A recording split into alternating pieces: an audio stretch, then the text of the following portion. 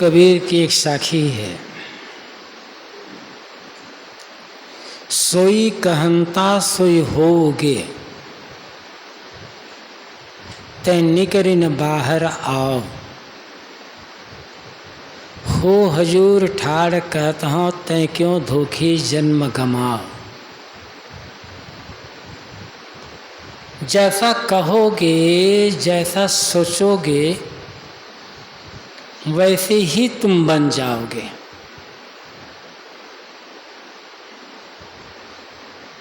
जिस मोह माया और भ्रम कल्पनाओं के घेरे में तुम पड़े हुए हो, उससे निकल करके बाहर आओ।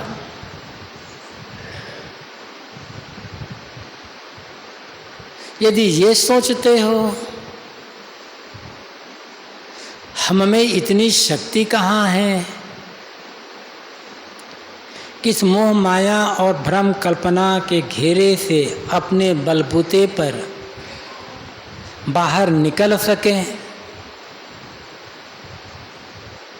तो तुम गलत सोचते हो, तुम्हारी भूल है।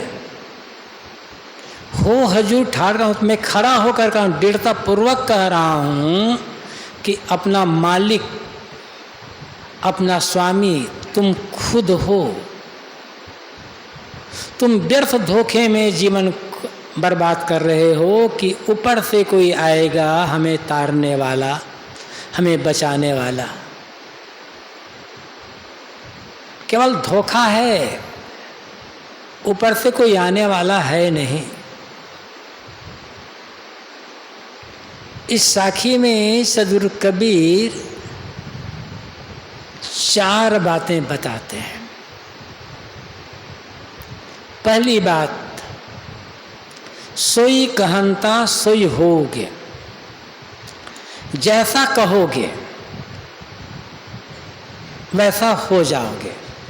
या कहने का मतलब केवल जबान से कहना नहीं, सोचना, क्योंकि हम बोलते वही हैं जो सोचते हैं। मन में जैसे विचार होंगे, जैसी भावनाएं होंगी, हमारी वाणी भी तो वैसे होगी। ये जो हमारा मुख है एक टोंटी के समान है। कोई एक बर्तन होता है, जैसे आप आज की भाषा में कहें, केटली साहब ने कहा है, जो रहे करवा सो निकरे टोंटी। करवा टोंटीदार बर्तन, केटली समझिए। केटली एक पात्र होता है, उसमें एक टोंटी लगी रहती है। अब उस केटली में चाय भरी होगी तो चाय बाहर आएगी, शराब भरी होगी तो शराब बाहर निकलेगी, दूध भरा होगा तो दूध बाहर आएगा, पानी भरा होगा तो पानी आएगा। टोंटी से क्या निकल रहा है यह महत्वपूर्ण नहीं है, महत्वपूर्ण है कि उस केटली में, उस बर्तन में क्या भरा हुआ है। तो हमारा ये जो मुख है, हमारी जबान, ये तो टोंटी के समान है। भीतर मन में, अंतःकरण, हृदय में क्या भरा, वो बर्तन के समान है।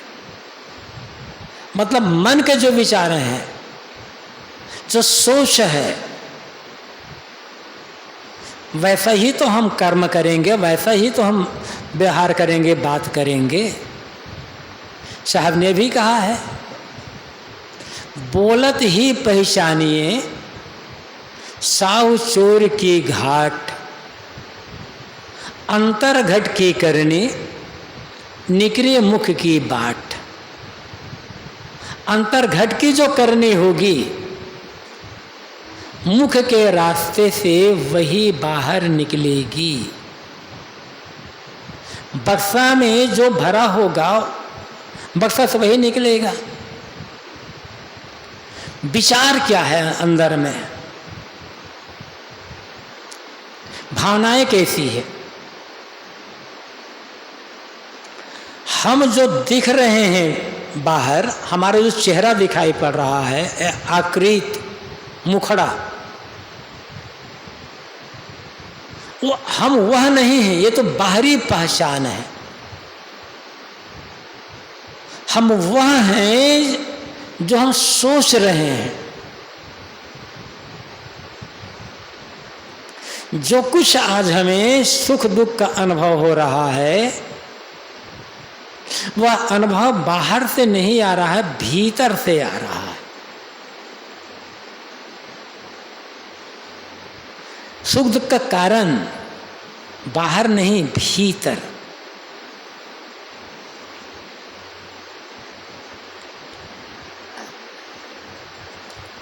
प्राय उदाहरण दिया जाता है,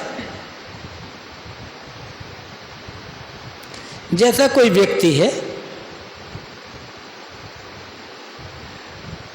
हाथ में एक गिलास है, गिलास में पानी भरा है, तो पानी भरे गिलास को हाथ में लेकर वह व्यक्ति खड़ा है।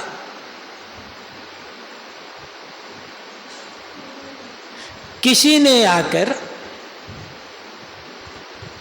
पीछे से धक्का दे दिया या कुछ ऐसी हलचल हुई कि आदमी गिर पड़ा और वो गिलास का पानी गिर पड़ा। धक्का दिया तो गिलास का पानी बाहर गिर गया।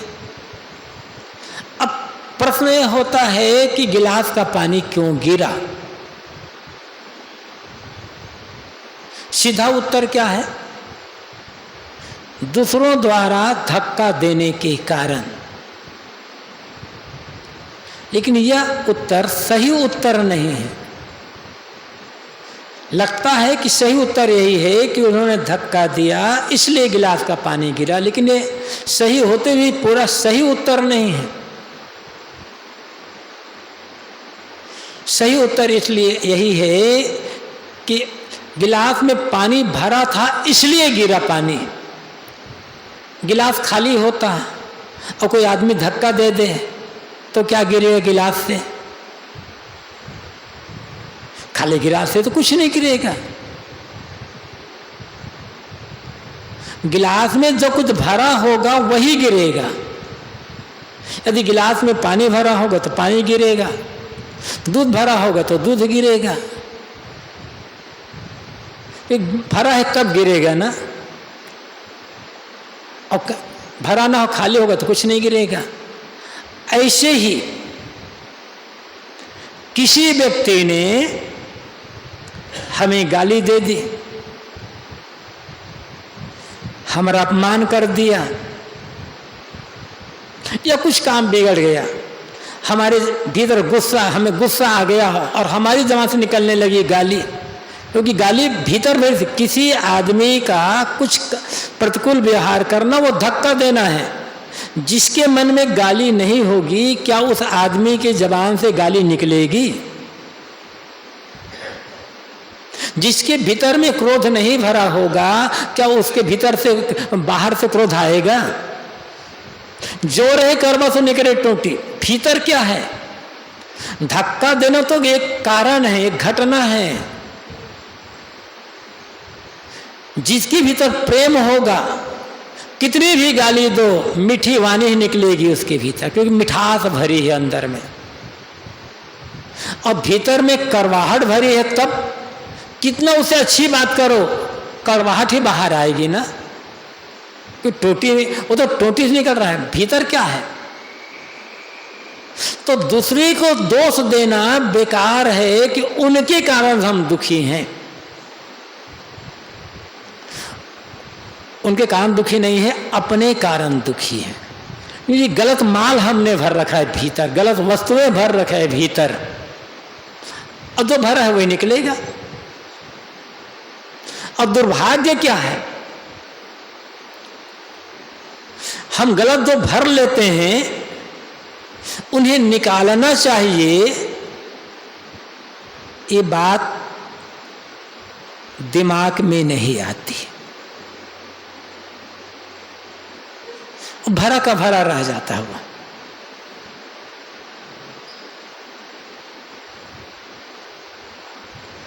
हम रोज भोजन करते हैं,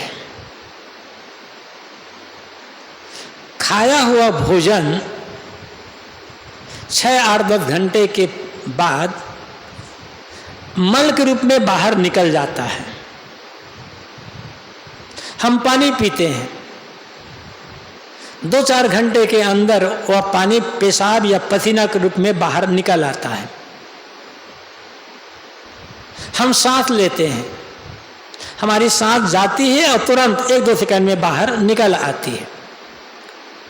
खाया हुआ भोजन 10, 12, 15, 20 घंटा, 1 दिन 2 दिन ना निकले तो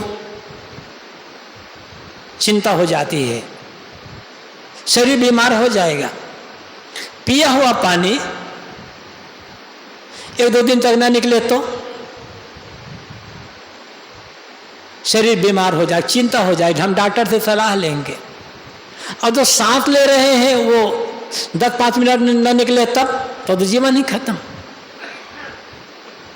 चलो सांस की बात छोड़ देते हैं, खाया हुआ भोजन नहीं निकल पाता है मल के रूप में, पिया हुआ पानी नहीं निकल पाता है पसीना और पेशाब के रूप में, तो चिंता होती है, हम डॉक्टर से संपर्क करते हैं।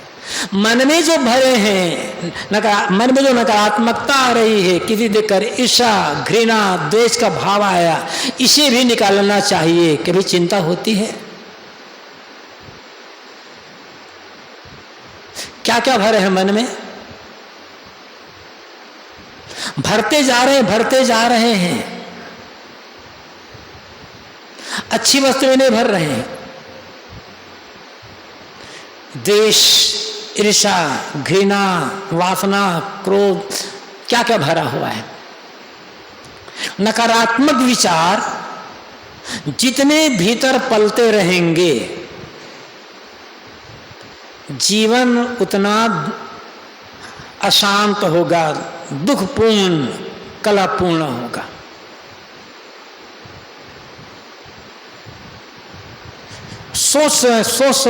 सोच करके हम भरते हैं।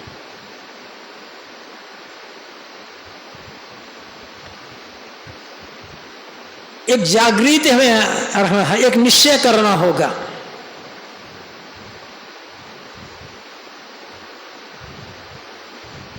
सावधानी रखनी होगी कि मैं अपने अंदर किसी भी प्रकार का नकारात्मक विचार नहीं आने दूंगा। दुनिया को देखकर किसी के बारे में कोई गलत विचार नहीं सोचूंगा, गलत बात नहीं सोचूंगा। जो सोचूंगा अच्छा सोचूंगा। परिणाम क्या होगा? जीवन अच्छा बन जाएगा। कुछ चीजें ऐसी होती है जिनके बारे में हम बराबर सोचते रह जाते हैं, हमारा अचेतन मस्तिष्क उसी के बारे में सोचता रह जाता है। और जिसके बारे में हम सोचेंगे, जैसा जैसा सोचेंगे, धीरे धीरे धीरे धीरे जीवन वैसा बनता चला जाएगा। यदि आप दुनिया संसार के किसी प्राणी पदार्थ के बारे में सोच रहे हैं, बराबर उसके बारे में सोच रहे हैं, पद के प्रतिष्ठा खाने पीने पर आप सोच रहे हैं, क्या होगा? वही फिर एकदम वही नाश्ता रह जाएगा। लगेगा कि जब वो चीज नहीं मिलेगी तो जीवन बेकार। गीता में 2 बड़े सुंदर श्लोक कहे गए हैं। सुंदर तो बहुत सारे हैं, उन्हीं में से 2 सुंदर श्लोक हैं। ध्यायतो विषयान पुंसः संगस्तेषु बुझायते, संगात संजायते कामः, कामात् क्रोधो भी जायते, क्रोधात् भवति सम्मोह, सम्मोहात् स्मृति विभ्रमः, स्मृति भ्रंशात् बुद्धिनाशो, बुद्धिनाशात् प्रणश्यति। ध्यायतो विषयान पुंसः, पुंसः पुरुष, मनुष्य जब किसी के बारे में बराबर बराबर सोता रहता, खाते पीते उड़ते जागते काम धंधा करते, उसी बराबर सोच रहा है, तो बराबर सोचते सोचते क्या होगा? संगस्तेषु बुझायते, संग उत्पन्न होगा। संग मतलब आसक्ति, प्रियता, मोह। जिसके बारे में अधिक सोचें और उसके लिए मन में प्रेम ना हो, ये नहीं होगा। हाँ, यदि देशात्मक ढंग से सोच रहे हैं किसी के बारे में तो क्रोध होगा, बैर है। लेकिन किसी चीज को प्रिय मान करके जितना भी सोचेंगे वो प्रियता बढ़ती जाएगी, मोह होता चला जाएगा। जब संग उत्पन्न होगा, आसक्ति उत्पन्न हो गई, संग मतलब आसक्ति, प्रेम, प्रियता, तब क्या होगा? संगात संजायते काम। आसक्ति या प्रियता होने पर मन में कामना होती है कि वो वस्तु मुझे कैसे मिले, कहां से मिले, कब मिले, चिंतन शुरू होता है। जितना सोचोगे कामना उतनी तीव्र होगी, और तीव्र कामना का परिणाम क्या होता है? पाने के लिए प्रयत्न। तीव्र कामना हो और पाने के लिए प्रयत्न ही न करें, हो नहीं सकता। या तो कामना सामान्य कामना है, देखे बस भाव उठा चला गया, लेकिन आसक्ति हो, तीव्र कामना हो और प्रीता ना हो, संभव नहीं है। और प्रीता होने के बाद प्रयत्न ना हो तो कामना उत्पन्न होगी। कामना से हम पाने के लिए प्रयत्न करेंगे, प्रयत्न सफल हो जाएगा, कामना पूरी हो गई, इच्छित वस्तु मिल गई, तब लोभ पैदा होगा उसके लिए, और मिले और मिले और मिले। लेकिन इच्छा थोड़ी पूरी होती है। कोई जरूरी नहीं है जो हम चाह रहे हैं वो वस्तु मिल ही जाए। अब जो पूर्ण प्रयत्न करने के बाद भी जब इच्छित वस्तु नहीं मिलती है तब क्रोध उत्पन्न होता है। कामना का परिणाम क्रोध आएगा ही आएगा। कामात क्रोध हो भी जाते, फिर सोचते हैं अमुक के कारण से मेरी कामना पूरी नहीं हुई, अमुक ने मेरा काम बिगाड़ दिया, उन्होंने ऐसा कर दिया। फिर उसके जिस किसी कारण से हमारी कामना पूरी नहीं हुई है उसके लिए क्रोध उत्पन्न होगा, निश्चित बात है।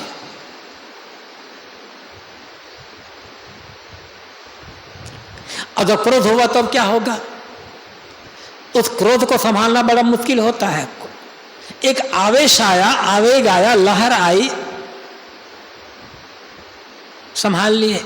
लेकिन कामना में डूबा व्यक्ति, आसक्ति में डूबा हुआ व्यक्ति अपने क्रोध को संभाल ले, संभव नहीं होता। तो होता क्या फिर? क्रोधात भवति सम्मोह। क्रोध से सम्मोहन, मूर्छा की स्थिति आ जाती है। भूल जाते हैं कि क्या करना चाहिए, क्या नहीं करना चाहिए। एक सम्मोहात का मतलब मूर्छा, कर्तव्य का भान भूल जाना, मूर्छा का अर्थ ही होता है सावधानी का नष्ट हो जाना। जब समझ में बात नहीं आ रही है कि कर्तव्य को सूझा ही नहीं तो क्या होता है? सम्मोहात, जब मूर्छा आ गई तब सम्मोहात स्मृति विभ्रमा, उस मूर्छा से, सम्मोहन से स्मृति में भ्रम हो जाता है कि पहले मैंने क्रोध किया था तो क्या क्या दुष्परिणाम मेरे सामने आया था, कैसे जब क्रोध किया था तो कितना मुझे अपमान सहना पड़ा था, कितना घाटा। स्मृतियां भंग, नष्ट हो गई। मूर्छा का अर्थ ही है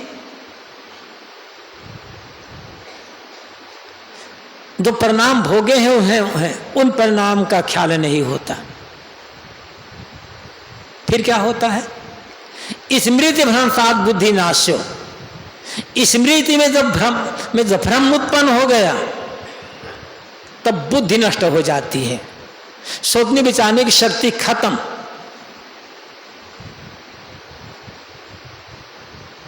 अब जिस आदमी के पास सोचने विचारने की शक्ति ही नहीं रह गई तो क्या होगा? बुद्धि नाशा, उस आदमी का तो विनाश होना ही है, गड्ढे में तो गिरना ही गिरना है।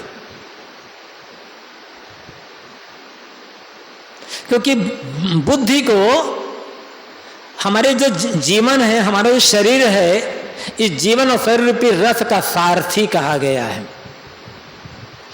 कठोर निषद में नचिकेता को समझाते हुए यमाचार्य ने कहा है, आत्मानम रथनम विद्ध शरीरम रथमेव तु बुद्धिम तो सारथिम विद्धि मन प्रग्रहमेव च। आत्मा, ये जो जीव है, इस शरीर रूपी रथ का मालिक, शरीर रथ, इस रथ पर सवार होने वाला, बैठने वाला, इस रथ का प्रयोग करने वाला मालिक कौन है? आत्मा है। इस शरीर रूपी रथ का सारथी, चालक, ड्राइवर कौन है? बुद्धि है। मन प्रग्रह में वतु, और मन लगाम है। यदि गाड़ी है तो समझ लो मन स्टीयरिंग है, जिधर घुमाओगे उधर उधर तो गाड़ी जाएगी। घोड़े पर लगाम लगाते हैं, गाड़ी में स्टीयरिंग होती है। अब सारथी की है कि समझ में नहीं आ रहा है, ड्राइवर की समझ में नहीं आ रहा है किधर गाड़ी हाँकना है, तो परिणाम क्या होगा? बताने की आवश्यकता तो है नहीं।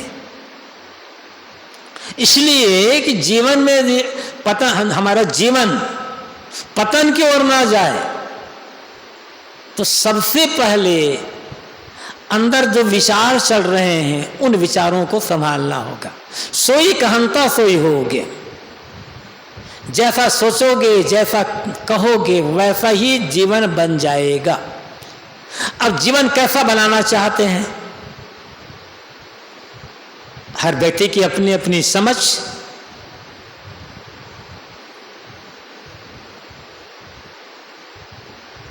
जैसा जीवन बनाना चाहे वैसा जीवन बना ले। लेकिन याद रखना होगा, हम कोई भी जैसा अपना जीवन बनाएंगे,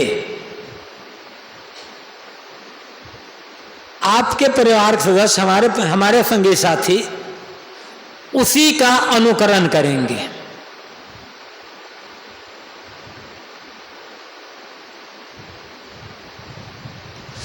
आप अपने परिवार वालों में, अपने बाल बच्चों में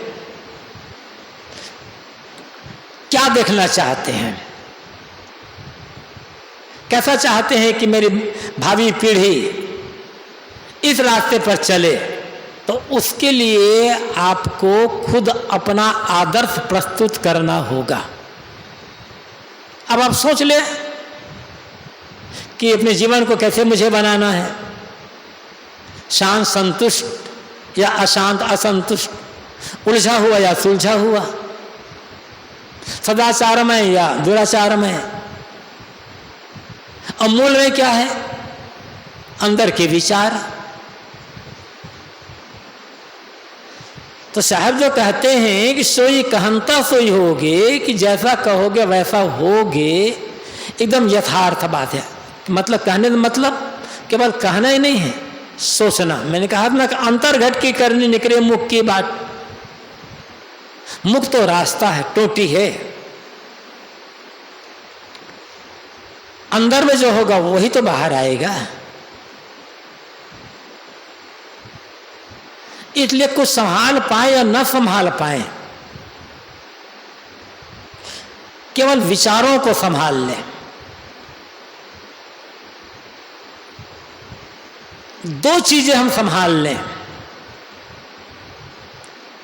और दोनों संभालने में हर आदमी पूरा का पूरा स्वतंत्र है। बाहर का कलह और भीतर का कलह शांत करना चाहते हैं। भीतर अशांति नहीं चाहते, बाहर अशांति नहीं चाहते। तो दो चीज को संभालना है। बाहर परिवार में कलह न उत्पन्न हो, तो अपनी जबान को संभाल लें। भीतर मन में तनाव चिंता ना हो तो अपने विचार को संभाल लें, बस सारा संभालना सार्थक हो जाएगा। जबान को न संभाले, विचार को ना संभालें, जबान नहीं संभालेंगे परिवार में कलह आए दिन, भीतर नहीं संभालेंगे तो मन विचार को नहीं संभालेंगे तो भीतर में कलह, चिंता, भय, अशांत, दुख, पीड़ा। और हर आदमी स्वतंत्र है अपनी जबान को संभालने में और विचार को संभालने में, लेकिन यही कठिन हो गया है। हम परिवार को संभाल कर रखना चाहते हैं, हमारे बस में रहे परिवार वाले, जो हम चाहते हैं वैसा ही करे, हमारे विपरीत कुछ ना करे, हमारे दफ्तर वाले हमारे विपरीत कुछ ना करे। हम चाहते हैं पूरा संसार को हम संभाल कर रखें, हम संसार में हमारे विपरीत कुछ ना हो। संभव है? शक्ति के बाहर है, वहां संभालने का सोचते हैं, अपने बस में रखने को सोचते हैं। और जो जबान और विचार हमारे बस में है, कहते हैं ये तो बड़ा मुश्किल काम है, ये कहां बस में हो सकता है। लेकिन दुनिया में यदि बस में कुछ हो सकता है तो हमारी अपनी जबान और हमारा अपना मन, हमारे विचार, और कोई बस में नहीं हो सकता। और यदि अपनी जबान और अपने विचार को बस में कर ले, संभाल लिए, तो और किसी को बस में करने की आवश्यकता नहीं होगी। बड़ी सरल साधना है, बिगड़ी आदत है, इसलिए कठिनाई का अनुभव होता है। सदगुरु कहते हैं सोई कहंता सोई होगे, जैसा कहोगे वैसा हो जाओगे। इसलिए सही कहो, सही बोलो और सही सोचो। और जब बोलना सही होगा, सोचना सही होगा, तो करना अपने आप सही हो जाएगा। बोलना भी गलत, सोचना भी गलत, तो करना तो सही नहीं हो पाएगा। दूसरी बात साहब कहते हैं, ते निकरे न बाहर आओ,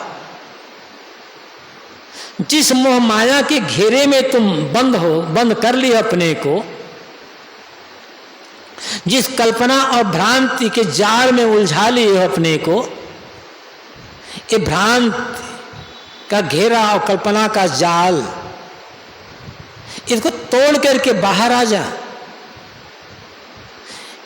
ये कल्पना और मोह माया के घेरे में या जाल में रहकर तुम सुरक्षित नहीं रह पाओगे, तुम्हारा जीवन सुरक्षित नहीं रहेगा, तुम्हारी शांति, तुम्हारा कल्याण सुरक्षित नहीं रहने वाला है।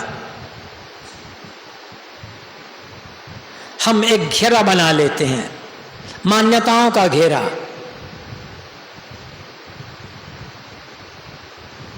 मोह माया का घेरा।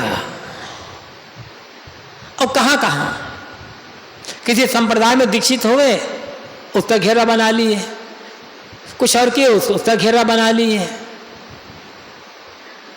तमाम घेरा एक जाल बनाते चले गए, जाल बनाते चले जाते हैं। निकलना कठिन हो जाता है। फिर जो सोना ललने गयो, कीट कुशारी मांझ, तैसी गति या जीव की, भई दिवस ते सांझ। जैसे सुग्गा लाल मिर्ची खाने के लोभ में नलिका यंत्र को पर बैठता है, उसकी चरखी घूमती है, सुग्गा उलट जाता है और मजबूती से उस नलिका यंत्र की डंडी को पकड़ लेता है और चिल्लाता है कि मैं मुझे पकड़ लिया गया है। लोग आकर पकड़ लेते हैं। कीट कुशियारी मांझ, रेशम का कीड़ा अपने भीतर से निकालता है एक रेशम, मुलायम रेशा, फिर धीरे धीरे उसे निकालता गया, उसी में जाकर के आराम की नींद सो जाता है। जब हो गया तो रेशम बनाने वाले आते हैं, कीड़ा सहित तो रेशम के फल को चुनते हैं और चुन करके गर्म पानी में डाल देते हैं, कीड़ा वहीं मर जाता है, रेशम निकाल लेते हैं। रेशम का कपड़ा बड़ी हिंसा से प्राप्त होता है। यदि उस कीड़ा तोड़कर निकल जाए तो रेशम का जो धागा है वो टूट जाएगा। कीड़ा मर जाता है गर्म पानी से तो निकल जाता है। तो जैसे रेशम का कीड़ा अपने भीतर से रेशम निकालता है और उसी में सुख मानकर सो जाता है जाल बुन करके और मारा जाता है, ऐसे हम अपने भीतर से निकालते हैं। और उदाहरण देख लो, मकड़ी अपने भीतर से जाला बुनती है और उसी में एकदम उलझ करके मर जाती है। साहब कहते हैं, जिस तुम कहते हो साहब ये मोह माया का घेरा तो बहुत जबरदस्त बन गया है, ऊपर वाले ने हमें जाल दिया। साहब कहते ऊपर वाले ने डाला, भैया तुम्हें बनाए हो, तुम चाहो तो निकल कर बाहर आ सकते हो क्योंकि तुम्हारा बनाया है। फंसा खुद आप है, फंसाया कितने हैं? कितने आपको फंसाया? आदमी के भीतर स्वयं सुख पाने की लालसा ना हो दुनिया से तो कौन किसको बांध सका है आज तक और किसको बांध पाएगा? सुख पाने की लालसा होती है बाहर से तो लोग संगी साथी मिल जाते हैं बांधने वाले, लेकिन जब खुद की इच्छा ना होगी तो कोई नहीं बांध पाएगा। सदगुरु कहते हैं, जिस कल्पना के जाल में, भ्रांति के जाल में, अंधविश्वास के जाल में तुम उलझे हो या मोह माया विषय वासना के जाल में उलझे हो, वो तुम्हारा बनाया है, तुम्हें ही तोड़ना होगा उसको, कोई दूसरा तोड़ेगा नहीं। गुरु संत केवल रास्ता बताएंगे बस। बड़े से बड़े गुरु में भी सामर्थ्य नहीं है कि हमारे भीतर के जाल को वे काट सकें। तो निकले न बाहर आ, खुद निकल करके बाहर आ। तुम सोचते होगे कि मैं निकल करके बाहर कैसे आ सकता हूं, मुझमें तो इतना बल ही नहीं है, मुझे तो नचाने वाला कोई दूसरा है, मुझे निकालने वाला कोई दूसरा है, उसकी जब कृपा होगी तभी मैं निकल सकता हूं। आदमी हिम्मत हार जाता है। बाद में रहा महाराज, जब तो ऊपर वाले की कृपा नहीं होगी तब तक कैसे हम निकल सकते हैं? या महाराज जब तक गुरु की कृपा नहीं होगी कैसे हमारा बंधन टूट सकता है? अच्छा ये बताइए, जिस जाल में उलझे हो, मान लो तुम कहते हो महाराज हम तो शादी विवाह कर लिए हैं, उदाहरण दे रहा हूं, हम तो शादी विवाह कर लिए हैं, एक घेरा बन गया, इसे कैसे निकलेंगे? जब शादी करना होता तो भगवान तो पूछे थे क्या? भगवान जाल बना रहा हूं, बताओ बनाओ कि ना बनाओ? भगवान हाँ बेटा बना लो, तो भगवान तोड़ता। जब शादी करना हो तो किसी गुरु के पास गए थे, गुरु जी शादी करो या ना करो? गुरु जी हाँ बेटा जा शादी कर ले, तो तब गुरु जी तोड़ देते आपको बंधन को। ये तो शादी के लिए कह रहा हूं। जब बीड़ी पीना हुआ तो पूछे भगवान से, भगवान बीड़ी पियो या ना पियो? कि गुरु से पूछे थे? यदि भगवान से गुरु से पूछ कर पिए होते, उनकी कृपा से पिए होते तो भगवान और गुरु कृपा कर देते और आपका जाल टूट जाता। लेकिन जब जाल बनाना हुआ तब भगवान को एक तरफ, गुरु को एक तरफ, पता नहीं बीच में आकर बाधा ना डाल दे।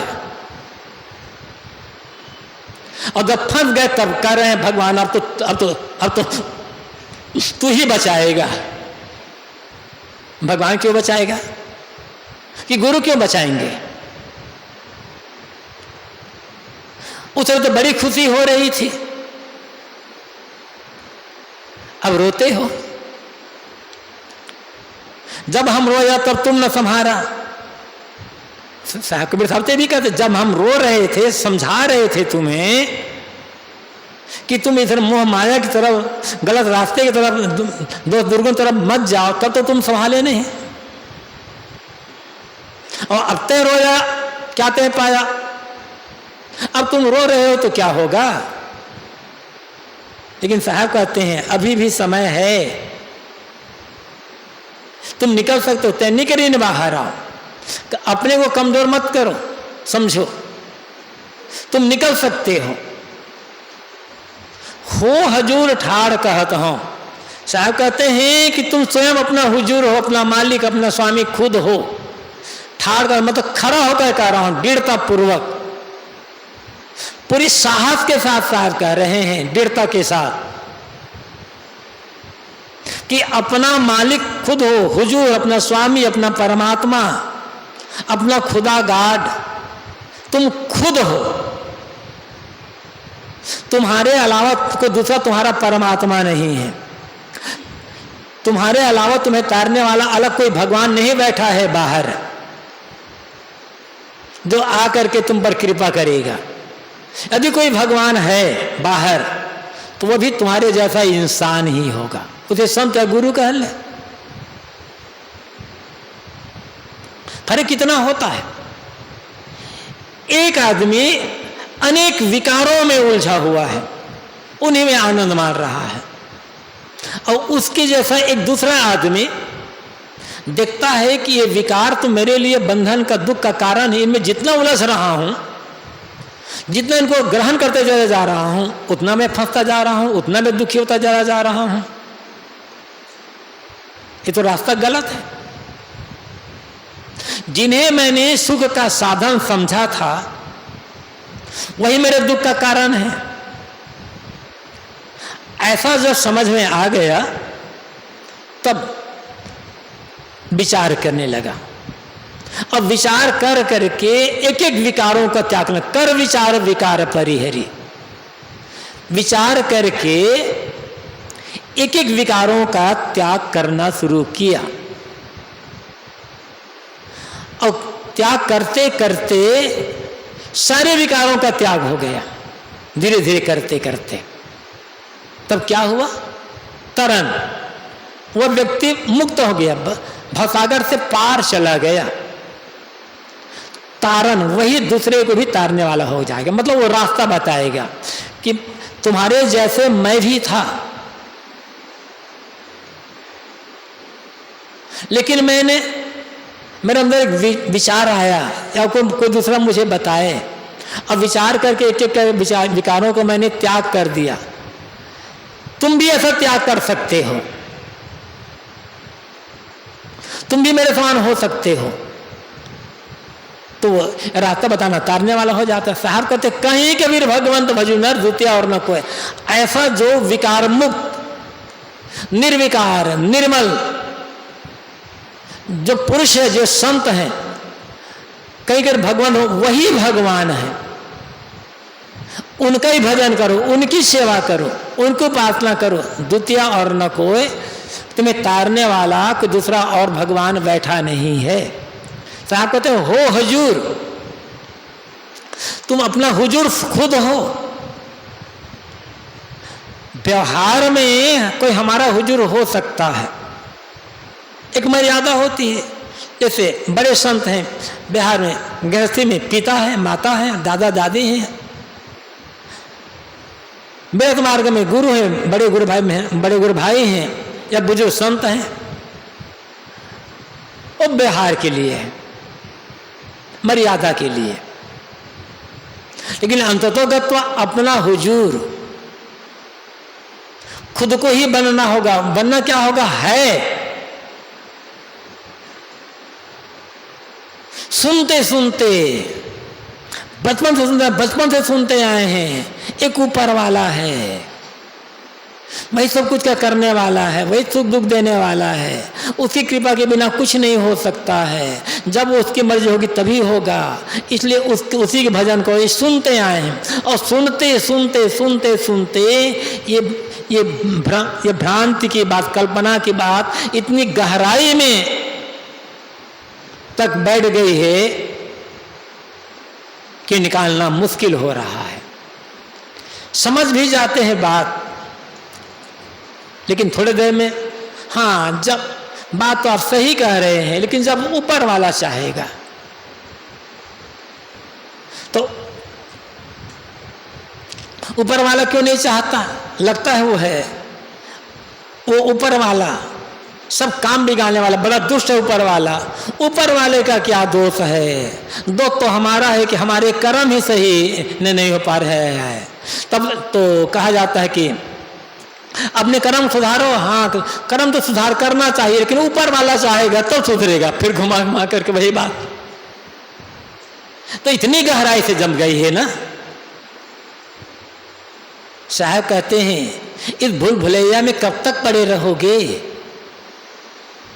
कब तक ऊपर वाले का आसरा देखते रहोगे? हो हुजूर, ये कबीर साहब कह रहे हैं। और ऐसे कबीर साहब जैसे जो स्वतंत्र चिंतक पुरुष हुए हैं वही कहते हैं ऐसा। ऐसे कहने वाले बहुत थोड़े होते हैं, अन्यथा सब के सब तो उसी के घुट्टी पिलाने वाले हैं। नशा पिला, बचपन से नशा पिलाते पिलाते वो नशा इतना बेभान कर दिया है आदमी कि उसके बारे में सोचना ही मानता है कि ये तो नास्तिक हो जाना है, भगवान से बैर कर लेना है। लेकिन ऐसा कुछ है नहीं। साहब कहते हैं मैं खड़ा होकर दृढ़ता पूर्वक कह रहा हूं, हो हुजूर, तुम खुद अपना स्वामी हो, तुम खुद अपना परमात्मा, तुम परमात्मा का परमात्मा हो, ईश्वरों का ईश्वर, देवताओं का देवता तुम खुद हो। अपने को ना समझ करके तुम किस देवता को उपासना कर रहे हो? कौन देवता तुम्हारा उपासना कर? बृहदारण्यक उपनिषद में याज्ञवल्क्य ने कहा है एक जगह, जो व्यक्ति आत्मानुसंधान न करके, आत्मस्थित न होकर अपने उद्धार के लिए दूसरे देवताओं की उपासना करता है, वह व्यक्ति उस देवता का पशु बन जाता है। जैसे किसी ग्वाला के पास या किसी व्यक्ति के पास अनेक गायें होती है, वे गायें दूध देती है, उससे उस व्यक्ति का जीवन चलता है। तो ग्वाला या गायों का मालिक ये नहीं चाहता कि उसके पास जितनी गायें हैं उसमें से कोई एक भी गाय बाहर चली जाए। ऐसे देवता नहीं चाहते कि किसी आदमी को आत्मज्ञान हो जाए, क्योंकि आत्मज्ञान हो जाएगा तो पूजा करना छोड़ देगा।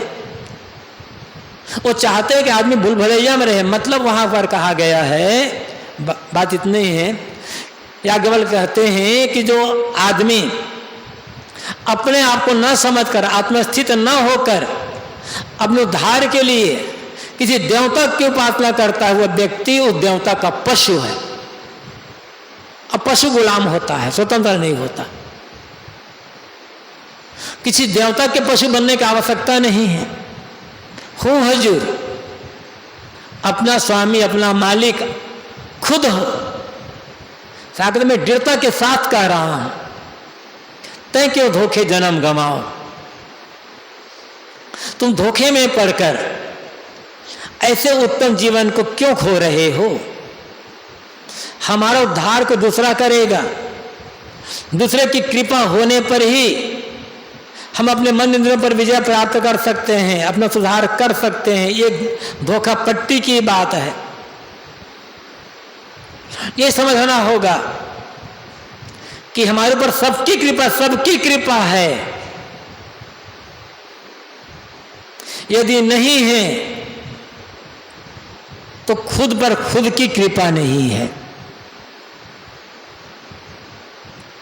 अपनी कृपा जब तक नहीं होगी, किसी की कृपा काम नहीं आने वाली है। बैसाखी के सहारे कब तक चलते रहोगे? ये ईश्वर परमात्मा की बैसाखी पकड़ पकड़ करके कभी आत्मधाम तक पहुंचा नहीं जा सकता है। लेकिन धोखा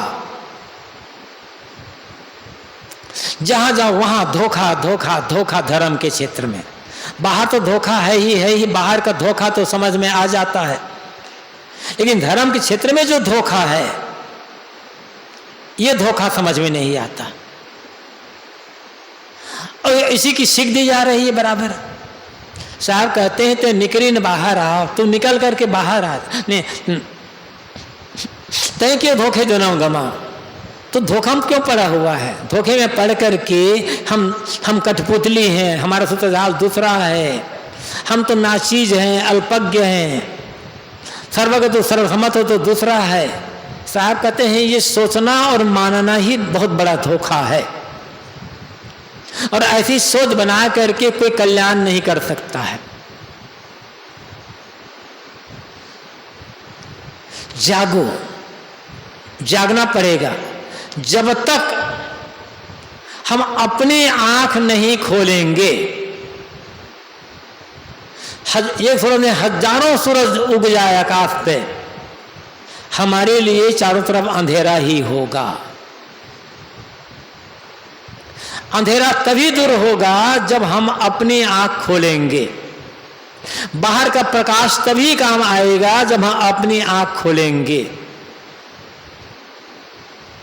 और अपनी आंख खुद ही खोलना पड़ेगा, कुछ ऐसा है नहीं। बाहर बंधन कुछ भी नहीं है, बंधन कारण यदि है तो भीतर साहस। कहा जाता है एक राजा को एक मंत्री की आवश्यकता थी। अब मंत्री तो कुशल होना चाहिए, प्रगल्भ बुद्धि। कई लोग आए,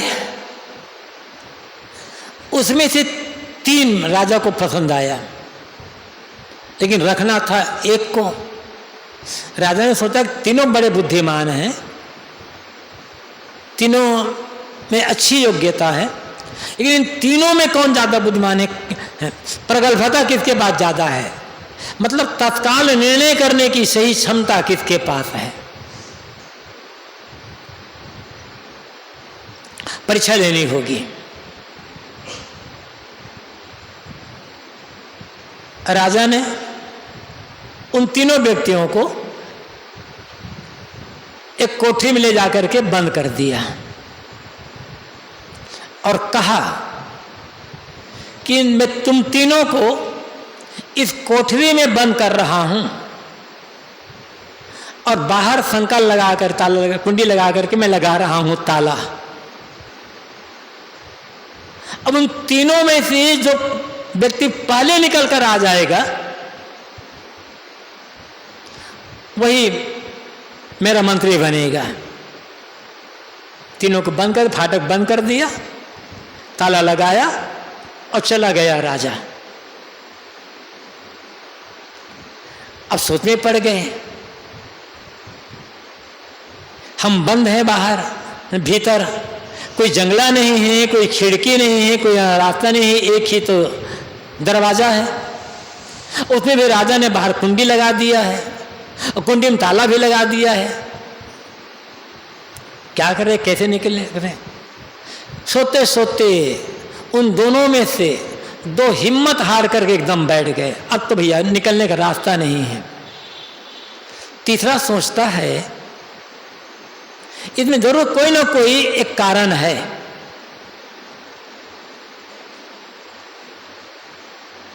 राजा ने कहा तो है कि मैं तुम तीनों के यहां बंद कर रहा हूं, भीतर कुंडी लगा रहा हूं। यदि और दरवाजा को यह नहीं, यदि राजा को सच में जो कुंडी लगाना होता तो हमें बंद ही क्यों करता? दरवाजा खोल कर देखो, खोलता है तो वहां तो कुंडी तो लगी ही नहीं है। वो तो कुंडी बाहर थोड़ी थी, कुंडी भीतर थी। ऐसे कुंडी बाहर नहीं है, ताला बाहर नहीं है, ताला भीतर है। भीतर के ताला खोल दो, बाहर को खींचो दरवाजा, चारों तरफ एकदम सन्नाटा है, चारों तरफ खुली रोड, खुली सड़क है। लेकिन हम धोखे में जीवन व्यतीत कर रहे हैं, निकलना चाहते ही नहीं है। साहब कहते धोखे में जन्म मत करो। धोखा यही है कि ताला बाहर लगा हुआ है, ये परिवार वाले नहीं छोड़ते, ये बाधा डाल रहे हैं, वो बाधा डाल रहे हैं। गुरुदेव जी कहा करते थे ना, एक भगत बड़े चंट लगते थे कि हम बड़े होशियार हैं और बड़े भगत हैं। एक बार शायद गुरुदेव जी उन्हीं के यहाँ गए थे, भगत बैठे थे। अब चाहते थे, मतलब ये चाहते थे कि हम परिवार भी ना छोड़ें और गुरु की नज़र में हमारी इज्जत बढ़ भी जाए। तो गुरुदेव जी बैठे थे, भगत बैठे थे, उसका बेटा भी बैठा था। बातचीत करते करते उन्होंने कहा, साहब जी अब तो मेरा मन कहता है कि आपके पास ही चला जाऊं, बहुत समय बीत गया, अब घर द्वार में रहने का मन नहीं कहता है, अब तो आपके पास आकर आप शरण रह करके कल्याण करना चाहता हूं, लेकिन ये परिवार वाले नहीं छोड़ते। तो बेटा कहते, पिताजी हम छोड़ते हैं, आप जाइए। देखो साहब कल का जमाना, बेटा सामने बात कर रहा है, मतलब बेटा उतर देता है तो कहते सामने बात कर रहा है, मतलब उनका दोष नहीं बेटे का, न छोड़े तो बेटे का दोस्त, बात करे तो बेटे का दोस्त। तो ये सोचते हो कि अमर छोड़ने रहे, सब छोड़ने तैयार हैं, खुद तैयार हो या नहीं हो। जब खुद तैयार नहीं करेंगे तो कहीं पकड़ बाहर नहीं, खुद तैयार हो जाएं, बाहर पकड़ है ही नहीं। साहब कहते हैं तुम धोखे में जन्म खो रहे हो, ये बंधन है, वो बांधा है, वो बांधा है, वो बांधा, कोई नहीं बांधा है, खुद बांध रखे अपने को, एक घेरा बनाकर उसी में बंद कर लिए अपने को। साहब निकल करके बाहर आ जाओ। तो शाकिम साहब 4 बात बताते हैं, जैसा सोचोगे कहोगे वैसा जीवन हो जाएगा। जाल का एक तैयार घेरा बना रखे हो, उसी में उलझ गए हो, निकल कर बाहर आ जाओ। अपना मालिक खुद हो, तुम्हारा मालिक कोई दूसरा कुछ है नहीं, मेरा मालिक कोई दूसरा है, ये धोखा है, इस धोखा को त्यागो और बाहर निकल आओ, खुला मैदान पड़ा हुआ है, खुल करके खेलो, खुल करके अपना कल्याण का काम कर सकते हो। बस भीतर दृढ़ संकल्प और दृढ़ निश्चय की आवश्यकता है। थोड़ी देर बत्ती बंद कर दें 5-7 मिनट के लिए।